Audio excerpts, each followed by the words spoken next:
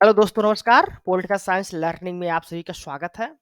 दोस्तों, हम लोग यूजीसी नेट जून 2025 के लिए एमसीक्यूज बूस्टर सीरीज कवर कर रहे हैं और आज की इस वीडियो हम लोग 25 एमसीक्यूज को सॉल्व करेंगे पब्लिक एडमिनिस्ट्रेशन से। तो ये जो एमसीक्यूज हैं वो आपके स्कोर को बूस्ट करने में काफ़ी मदद करेंगे। तो चलिए शुरू करते हैं आज का वीडियो। पहला क्वेश्चन है, arrange the following thinkers in chronological order of their birth year. तो यहाँ पर कुछ आपको एडमिनिस्ट्रेटिव थिंकर्स के नेम दिए हैं, आपको उनके बर्थ ईयर्स के आधार पर क्रोनोलॉजिकल ऑर्डर में अरेंज करना है। इस तरह के क्वेश्चन यूजीसी नेट एग्जाम्स में पब्लिक एडमिनिस्ट्रेशन से पूछे जाते रहे प्रीवियस ईयर्स में, ठीक है। तो चलिए देखते हैं। चेस्टर बर्नार्ड का जो जन्म होता है वो 1886 में होता है। एमपी फॉलेट का जन्म 1868 में होता है। हेनरी फ्यूल का जो जन्म होता है वो 1841 में होता है और ड्यूएट वाल्डो का जन्म 1913 में होता है। तो यहाँ पर जो करेक्ट ऑर्डर हो जाएगा, सबसे पहले आपके हेनरी फ्यूल आएंगे, उसके बाद एमपी फॉलेट, फिर चेस्टर बर्नार्ड और सबसे लास्ट में ड्यूएट वाल्डो, यानी कि सी बी ए डी यानी कि सेकंड नंबर जो आपका ऑप्शन है यहाँ पर वो करेक्ट हो जाएगा। हेनरी फ्यूल का जन्म होता है 1841, एमपी फॉलेट 1868 में जन्म होता है, चेस्टर बर्नार्ड का जन्म होता है 1886 में और ड्यूएट वाल्डो का जन्म 1913 में होता है। नेक्स्ट क्वेश्चन है, who wrote book management task responsibility and practices. तो ये बुक किसके द्वारा लिखी जाती है? तो ये आपके ऑप्शन है John Dror, Peter Drucker, Gillian Tett या बेरेन ब्राउन। करेक्ट आंसर होगा यहाँ पर option number B, Peter Drucker.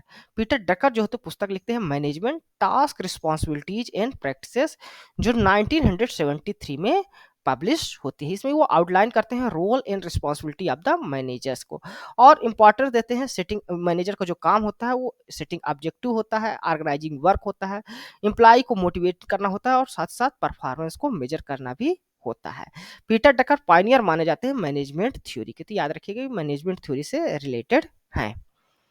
Next question है, according to Max Weber which one of the following types of authority is the basis of modern bureaucracy. तो Max Weber modern bureaucracy type of authority की बात करते हैं, तो इनमें से किसको वो मॉडर्न ब्यूरोक्रेसी का बेसिस मानते हैं वो आपको बताने हैं।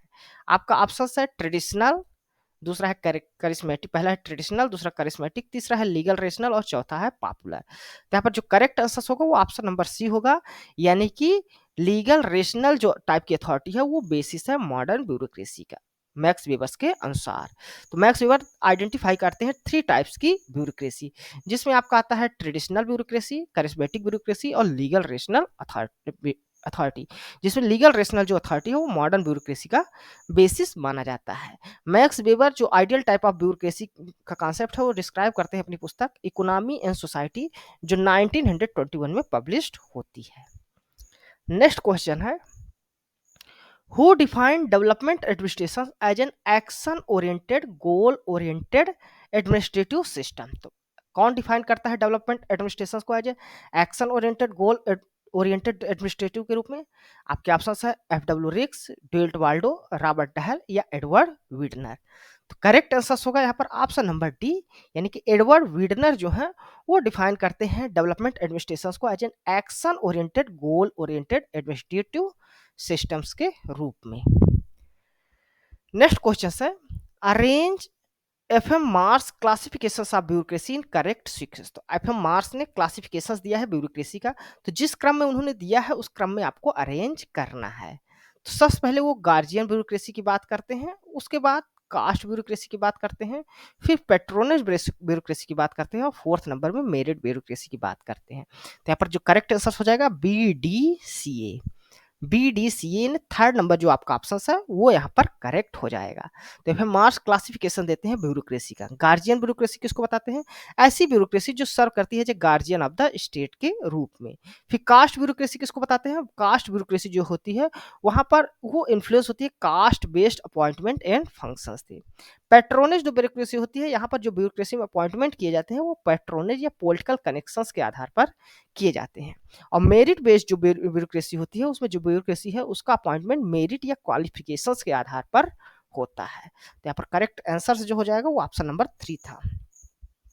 नेक्स्ट क्वेश्चन है, यहाँ पर दो लिस्ट दी हुई है। एक लिस्ट में आपको कुछ बुक्स दिया हुआ है, सेकंड लिस्ट है उसके आथर्स दिए हैं। आपको इनको करेक्टली मैच कराना है, कौन सा बुक किस आथर्स के द्वारा लिखा जाता है। फ्रंटियर ऑफ डेवलपमेंट एडमिनिस्ट्रेशन, ये जो बुक लिखी जाती है एफ.डब्ल्यू. रिक्स के द्वारा लिखी जाती है। पॉलिटिकल एंड एडमिनिस्ट्रेटिव डेवलपमेंट, ये बुक लिखी जाती है फेरेल हेडे के द्वारा। Bureaucracy and political development La पलम्बोरा के द्वारा लिखी जाती है। पब्लिक एडमिनिस्ट्रेशन अ कंपैरेटिव पर्सपेक्टिव, ये ब्रेन ब्रांटी के द्वारा लिखी जाती है। ब्रेन ब्रांटी, यानी कि आपका करेक्ट आंसर क्या हो जाएगा, एक आपका थर्ड हो जाएगा, बी का सेकंड, सी का फोर हो जाएगा, डी का फर्स्ट, यानी कि बी नंबर जो आपका ऑप्शन है यहाँ पर वो करेक्ट हो जाता है। ठीक है, तो frontier of development administration F W. Riggs, political and administrative development Ferrel Heady, bureaucracy and public political development La Palombara, और public administration a comparative perspective Braibanti के द्वारा लिखी जाती है। नेक्स्ट क्वेश्चन है, who among the following define public administration as the activities of the executive branch of the national, state and local government? इनमें से कौन पब्लिक एडमिनिस्ट्रेशन को एक्टिविटीज बताता है एग्जीक्यूटिव ब्रांच का नेशनल, स्टेट और लोकल गवर्नमेंट के?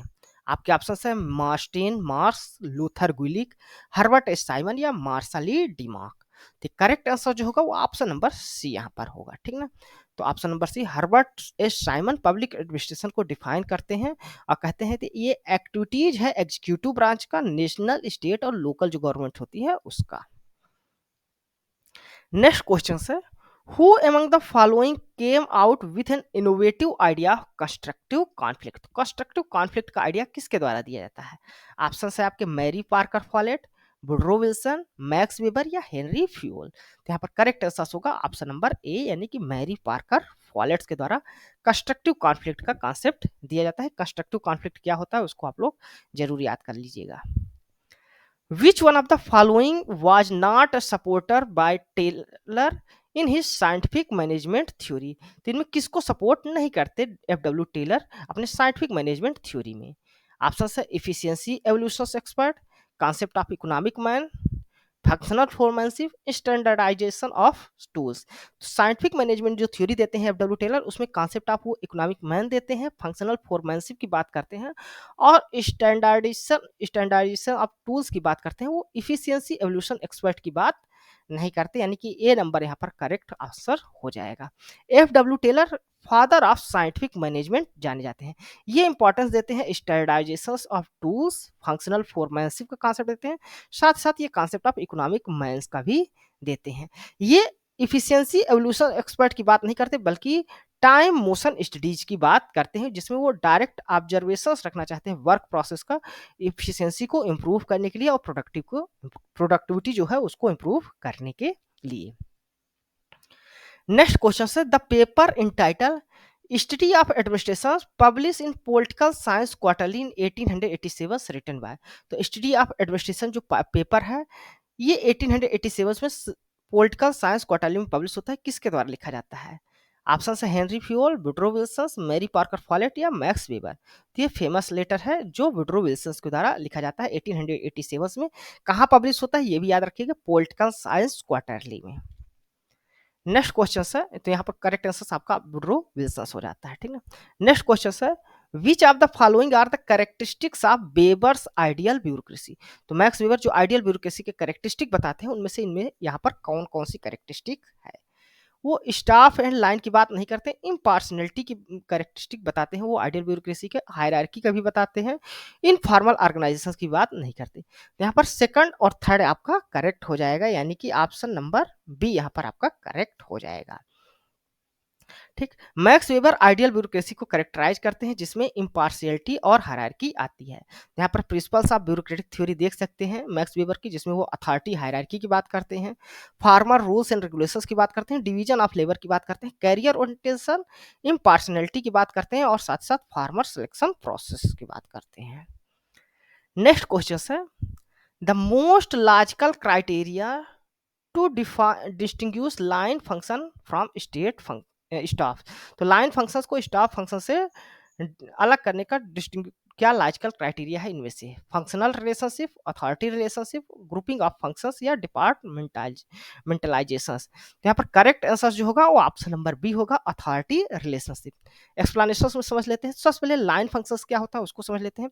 तो लाइन फंक्शंस वो फंक्शंस होते हैं जिसमें जो डायरेक्टली इन्वॉल्व होते हैं अचीव करने में जो ऑर्गेनाइजेशंस के प्राइमरी गोल होते हैं उनको। ये डिसीजन मेकिंग अथॉरिटी होती है जो रिस्पॉन्सिबल होते हैं कोर एक्टिविटीज के लिए, जैसे कि प्रोडक्शन, सेल एंड ऑपरेशन। वहीं पर स्टाफ जो फंक्शंस होते हैं ये प्रोवाइड करते हैं सपोर्ट, और स्पेशलाइज जो सर्विसेज होती हैं वो लाइन फंक्शंस को सपोर्ट करने के लिए प्रोवाइड करते हैं। ये डिसीजन मेकिंग अथॉरिटी इनके पास नहीं होती, ठीक ना। ये मैनेजर्स को ऑफर करते हैं एडवाइस, एक्सपर्टीज और असिस्टेंस देते हैं, जैसे कि ह्यूमन रिसोर्सेस, लीगल या अकाउंटिंग से संबंधित कोई भी जो असिस्टेंस है वो देने का काम करते हैं स्टाफ फंक्शन। तो डिस्टिंक्शंस क्या है दोनों के बीच? तो जो प्राइमरी डिस्टिंक्शंस है वो अथॉरिटी रिलेशनशिप का है, यानी कि जो मैनेजर्स होते हैं लाइन फंक्शंस के, वो उनके पास डायरेक्ट अथॉरिटी होती है अचीव करने के लिए जो ऑर्गेनाइजेशंस के ऑब्जेक्टिव होते हैं उनको। जबकि जो स्टाफ मैनेजर्स होते हैं वो केवल सपोर्ट प्रोवाइड करते हैं और एक्सपर्टीज देते हैं बिना किसी डायरेक्ट अथॉरिटी के।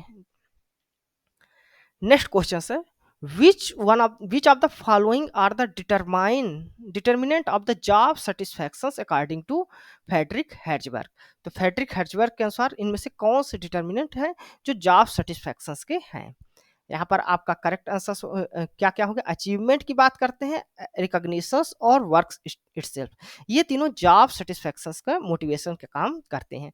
सैलरी एंड वर्किंग कंडीशंस को हाइजीन फैक्टर्स में इंक्लूड करते हैं, जिनके अनुपस्थिति में डिससेटिस्फैक्शंस होता है लेकिन इनकी उपस्थिति में जॉब सेटिस्फैक्शंस नहीं होता। तो ये दोनों नहीं होंगे, ए बी सी जो तो ये तीनों जॉब सेटिस्फैक्शंस के डिटर्मिनेंट बताए गए हैं फेडरिक हेर्जबर्ग के अनुसार। तो यानी कि करेक्ट आंसर क्या हो जाएगा? ऑप्शन नंबर थर्ड यहाँ पर करेक्ट हो जाएगा। अकॉर्डिंग टू फेडरिक हेर्जबर्ग ये टू फैक्टर थ्योरी देते हैं जॉब सेटिस्फैक्शंस के, जो प्राइमरी इन्फ्लुएंस होते हैं मोटिवेटर्स के द्वारा, जिसमें achievement, recognitions and work itself आते हैं। ये फैक्टर लीड करते हैं पॉजिटिव सेटिस्फैक्शंस को।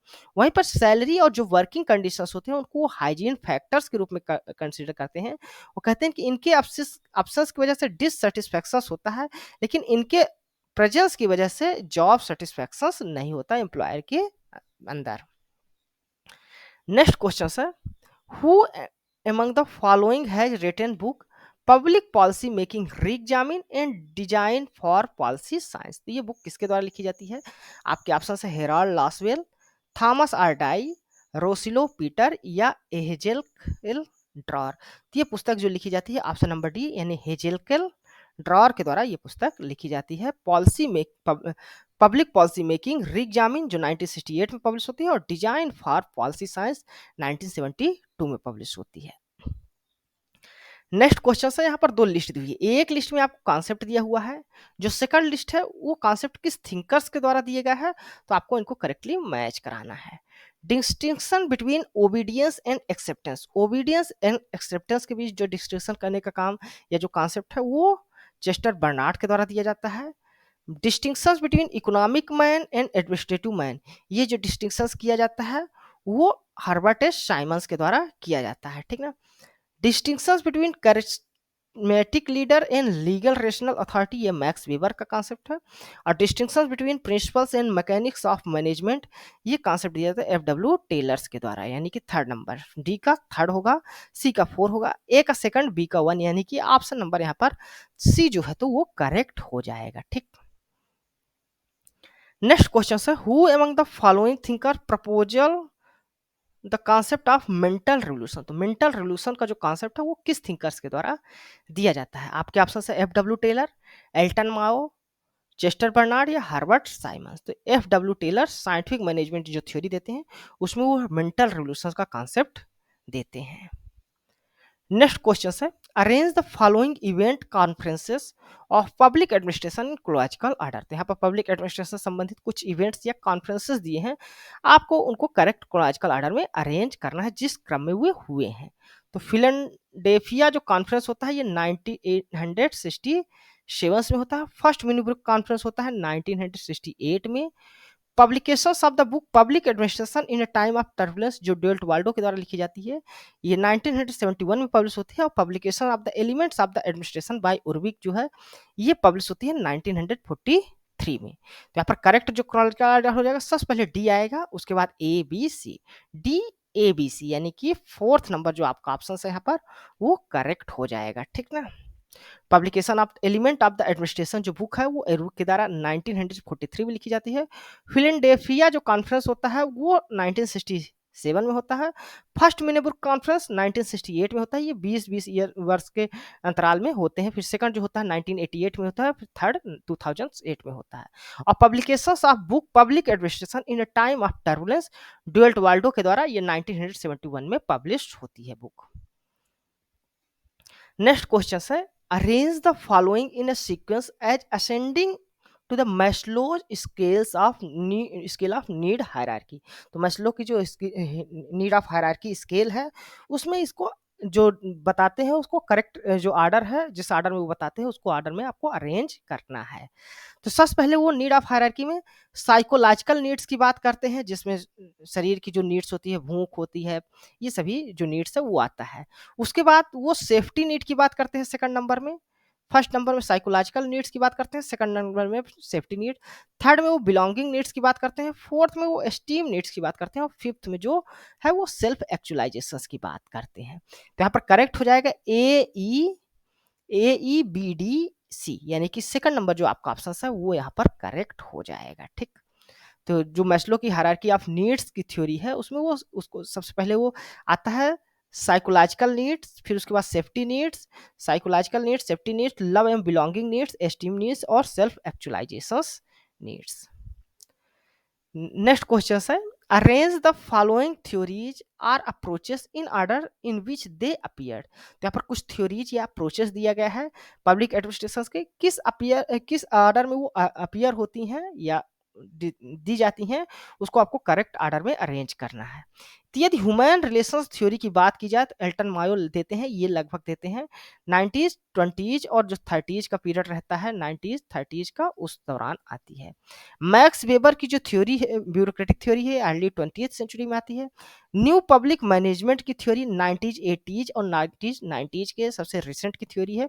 और decision making theory Herbert Simons के द्वारा जो दी जाती है वो 90s 50s या 60s के आसपास दी जाती है। तो यहाँ पर जो करेक्ट हो जाएगा सबसे पहले आपका आ जाएगा मैक्स वेबर की थ्योरी यानी सेकंड, उसके बाद फर्स्ट आएगा सेकंड, फर्स्ट, फोर्थ और थर्ड, यानी कि डी नंबर जो आपका ऑप्शन है वो यहाँ पर करेक्ट हो जाएगा। एक्सप्लेनेशन में देख सकते हैं मैक्स वेबर की जो ब्यूरोक्रेटिक थ्योरी है ये डेवलप होती है अर्ली 20th सेंचुरी में। Human relations theory Elton Mayo के द्वारा डेवलप की जाती है 1930s 20s और 30s में। डिसीजन मेकिंग थ्योरी डेवलप की जाती है हर्बर्ट एस साइमंस के द्वारा 90s 50s में। और न्यू पब्लिक मैनेजमेंट जो है ये इमर्ज होता है 90s 80s और 90s 90s के दशक में। नेक्स्ट क्वेश्चन है यहाँ पर दो लिस्ट दी हुई है, एक लिस्ट में आपको थिंकर्स दिए हुए हैं, सेकंड जो लिस्ट है उसमें कुछ कॉन्सेप्ट दिए हुए हैं, आपको इनको करेक्टली मैच कराना है कौन सा कॉन्सेप्ट किस थिंकर से एसोसिएट करता है। एफ.डब्ल्यू. टेलर अपने साइंटिफिक मैनेजमेंट की थ्योरी में इंसेंटिव सिस्टम्स की बात करते हैं। Chester Barnard zone of acceptance का कॉन्सेप्ट देते हैं। हेनरी फ्यूल स्केलर की बात करते हैं। और Frederick Herzberg two factors theory में जॉब सेटिस्फैक्शन और डिससेटिस्फायर की बात करते हैं। तो यहाँ पर डिससेटिस्फायर फ्रेडरिक हर्जबर्ग से रिलेटेड हो जाएगा। तो यहाँ पर जो करेक्ट होगा वो ऑप्शन नंबर ए का फोर्थ हो जाएगा, बी का थर्ड, सी का वन, डी का सेकंड, यानी कि सी नंबर जो आपका ऑप्शन है वो यहाँ पर करेक्ट हो जाएगा, ठीक। नेक्स्ट क्वेश्चन है according to Nicholas Henry which of the following are the fundamental age of new public management. तो फंडामेंटल 5 फंडामेंटल ए की बात करते हैं, तो इनमें से कौन से वो 5 फंडामेंटल एज हैं निकोलस हेनरी के अनुसार। एजिलिटी की बात करते हैं, अलर्टनेस, अकाउंटेबिलिटी, अलाइनमेंट और एडाप्टेबिलिटी, इन 5 एज की बात करते हैं वो न्यू पब्लिक मैनेजमेंट की, ठीक। अथॉरिटी की बात उसमें नहीं करते। यहाँ पर ए बी सी आपका करेक्ट आंसर हो जाएगा, यानी कि ऑप्शन नंबर थर्ड यहाँ पर सी जो है वो करेक्ट हो जाएगा। नेक्स्ट क्वेश्चन है Patrick Dunleavy has enumerated which of the following as the key component of new public management. तो न्यू पब्लिक मैनेजमेंट की कंपोनेंट बताया गया है पैट्रिक डुनलेवी के अनुसार, तो आपको बताना है इनमें से कौन कौन सा है। तो एग्रीगेशंस, कंपटीशंस और डिसइंसेंटिवाइजेशंस की बात करते हैं पैट्रिक डुल्लीवे, यानी कि ऑप्शन नंबर फर्स्ट यहाँ पर करेक्ट हो जाएगा। ठीक ना। थ्री की कंपोनेंट की बात करते हैं न्यू पब्लिक मैनेजमेंट के पैट्रिक डुल्लीवे, ये है डिसएग्रीगेशंस, कंपटीशंस और इंसेंटिवाइजेशंस। नेक्स्ट क्वेश्चन है which of the following are the correct statement about the comparative public administration. तो यहाँ पर कंपैरेटिव पब्लिक एडमिनिस्ट्रेशन से संबंधित कुछ स्टेटमेंट दिए हैं, आपको बताना है इनमें से कौन कौन से स्टेटमेंट करेक्ट है। Comparative public administration focus on the structure, process, behavior, role, impact of public administration system at the international level। तो comparative public administration में जो structure, process, behavior, role या impact of public administration है उसको international level पे study करने की बात की जाती है। ठीक। Comparative public administration group was set up in 1963। तो 1963 में सेटअप हुआ था, ये बात भी सही है। कंपैरेटिव पब्लिक एडमिनिस्ट्रेशन जो है was founded by American political science association. ये कंपैरेटिव एडमिनिस्ट्रेशन ग्रुप है, इसको फाउंड किया गया था अमेरिकन पॉलिटिकल साइंस एसोसिएशन के द्वारा, ये बात सही नहीं है। कंपैरेटिव एडमिनिस्ट्रेटिव जो ग्रुप है ये फाउंड किया जाता है फोर्ड फाउंडेशन के द्वारा, ना कि पब्लिक अमेरिकन पॉलिटिकल एसोसिएशन के द्वारा। सी यहाँ पर इनकरेक्ट हो जाएगा।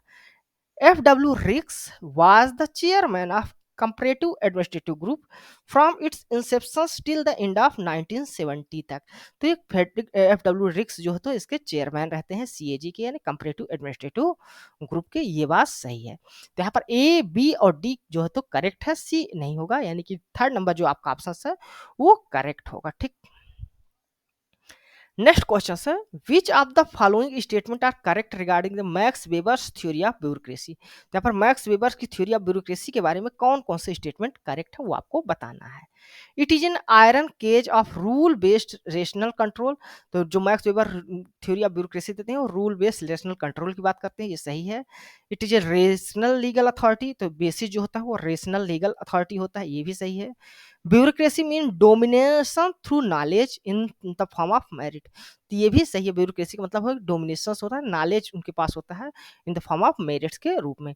It enjoy popular acceptability in democracy, तो पॉपुलर एक्सेप्टेबिलिटी डेमोक्रेसी में एंजॉय करते हैं कि नहीं करते इसके बारे में मैक्स वेबर नहीं बताते। ठीक।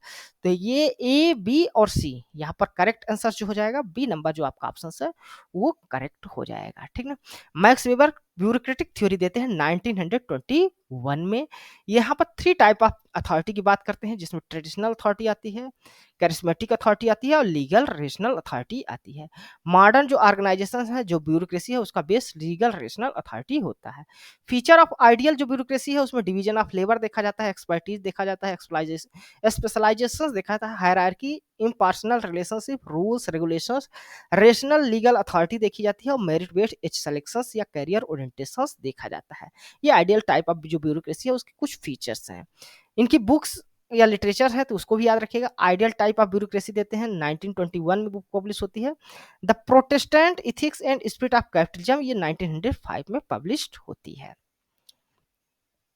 नेक्स्ट और आखिरी क्वेश्चन है who amongst these are meant to serve the shop floor according to Frederick Taylor's functional foremanship in his scientific management theory. तो साइंटिफिक मैनेजमेंट थ्योरी जो एफ.डब्ल्यू. टेलर्स के द्वारा दी जाती है उसमें फंक्शनल फोरमैनशिप का कॉन्सेप्ट है। उसमें शॉप फ्लोर पर कौन सर्व करते हैं उनके अनुसार। तो speed boss, repair boss, root clerk, time clerk और इंसेप्शन फोरमैन में स्पीड बॉस, रिपेयर बॉस और इंस्पेक्शन फोरमैन होते हैं वो शॉप फ्लोर पर कार्य करते हैं, जबकि जो रूट क्लर्क और टाइम क्लर्क होते हैं ये प्लानिंग का कार्य करते हैं। ठीक ना। तो यहाँ पर करेक्ट हो जाएगा ए, बी और ई, क्योंकि शॉप फ्लोर पर कौन कौन सर्व करता है उसके बारे में पूछा गया तो ए, बी, ई यहाँ पर करेक्ट हो जाता है, यानी थर्ड नंबर ऑप्शन यहाँ पर करेक्ट होगा। चलिए इसको डिटेल में समझ लेते हैं। तो एफ.डब्ल्यू. टेलर जो है तो फंक्शनल फोरमैनशिप का कॉन्सेप्ट देते हैं अंडर अपने साइंटिफिक मैनेजमेंट थ्योरी के अंतर्गत। वो बताते हैं कि जो शॉप फ्लोर होता है उसमें सर्व करते हैं स्पीड बॉस, रिपेयर बॉस और इंस्पेक्शंस जो फोरमैन होते हैं वो काम करते हैं। स्पीड बॉस जो होते हैं वो ओवरसी करते हैं स्पीड ऑफ वर्क को, रिपेयर बॉस मैनेजमेंट करने काम करते हैं इक्विपमेंट ऑफ मेंटेनेंस को, इंस्पेक्शंस जो फॉरमैन होते हैं वो क्वालिटी ऑफ वर्क को इंश्योर करते हैं।